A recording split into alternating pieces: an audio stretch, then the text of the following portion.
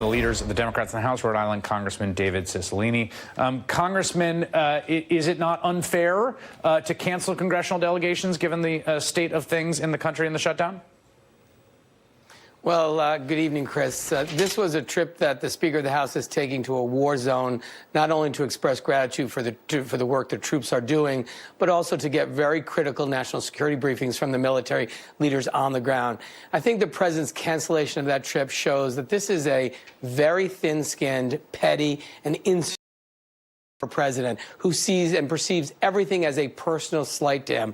The Speaker of the House said, look, it does not make sense due to a State of the Union while the government is partially shut down. We need to reopen the government first because the State of the Union is shut down. I think that makes perfect sense. It wouldn't have been appropriate to do a State of the Union as if everything was operating fine. She does that, and apparently in response to that very responsible decision, he cancels a trip to visit U.S. troops, American heroes who are fighting in a war zone to protect the national security interests of our country. It's disgraceful.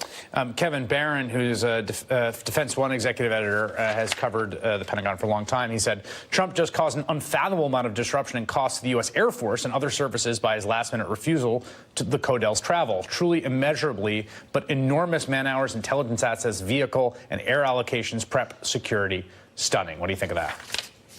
Yeah, I think there's no question. This is a president who has shown tremendous disrespect for the men and women in uniform, for our military, for their operations. As you said, even in the letter, he describes this as a photo op or a PR excursion, which really is how he perceives, apparently, those kinds of exchanges or those kinds of events.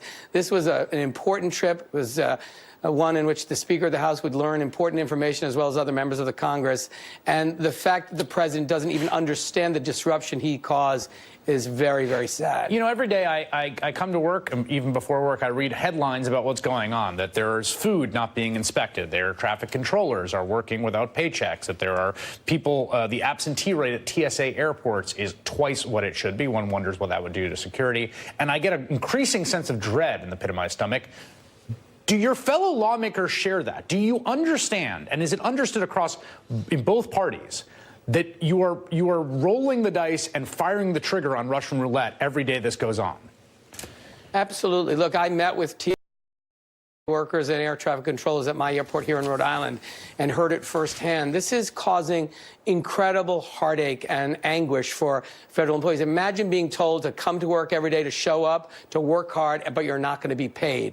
It is causing incredible, and in the name of keeping America safe, Donald Trump is making us less safe, both in terms of air travel, in terms of security at the border, in terms of food safety. So, in this effort or this claim that he's actually doing this to keep America safe, he's making us less safe. But the impact it's having on real people's lives is hard to describe. These are heartbreaking stories of people who are doing their work, expect to get paid, and can't pay their rent, can't pay their mortgage, can't buy food. It's a disgrace. And the important thing is we should open the government immediately. We have voted 9 times to fund the government. It is never appropriate to shut the government down if you have a policy disagreement. This is the only place in the world that happens. And Donald Trump has done it. He should open the government. We can have lots of debate about the best way to secure our border, but it's never right to shut the government down. It's not fair to the people who are